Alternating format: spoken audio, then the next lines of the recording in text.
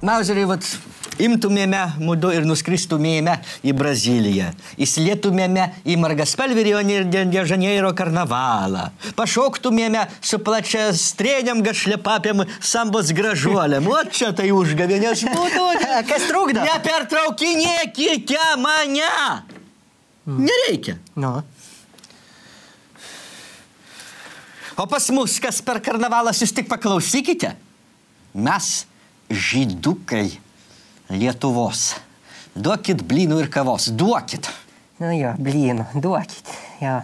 Nu ir aš norėčiau, aišku, pavizginti savo uodegą Rio de Janeiro karnavalę, bet va, turiu susitaikyti, turiu mauzerieniai nunešti tulpių dovanoti. O dar ir vakare esu pasižadėjęs dalyvauti šitoj kanapinio ir lašininio dvikovoj. Lašelinio. Lašelinio. Kanapinio pusėje. Jo. Nu, kodėl iš vakarų mes nukopijavomėme pačias labiausiai beryšio šventes, Helovinas, Valentinas? Kodėl nepasiskolinomėme tokio gražaus Rio de Janeiro karnavalo? Juk tada galėtų tenais šalia plačias strėnių, standžiapapių, gražuolių sukiotis ir vienas kitas mūsų kanapinis su savo gyvenimo draugų lašeliniu.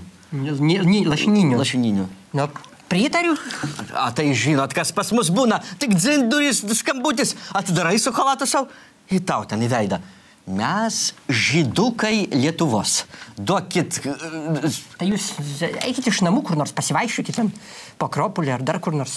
Kad nebūkit namie. Nu. Aš neturiu kur eiti. Maža to, kad mane iš namų jau išvarinėja bankas, tai dar išvarinės kažkokie persirengėliai. Aš ant durų namų pasikabinau net lentutę, ant kurios parašyti reklamos agentai nepageidaujami, Tramontinos peilių pardavėjai nepageidaujami, kaip ir nepageidaujami yra žydukai Lietuvos. Ir visi kiti neina, o žydukai Lietuvos vis tiek ateina. Tai klausy, gal keičiam tradicijas, tai surenkime tokį savo kiemą, nu tokį namudinį, domestinį, tokį Rio de Janeiro karnavalą pas save kieme. Nusvarščiau aš tokį variantą, buvau netgi Surske nenurengęs ir po to aprengęs Rio de Janeiros ploščium, nu tais rūbais karnavalą. Tai, žinot, pasižiūrėjau iš šono, nu vis tiek žydukas Lietuvos gaunasi.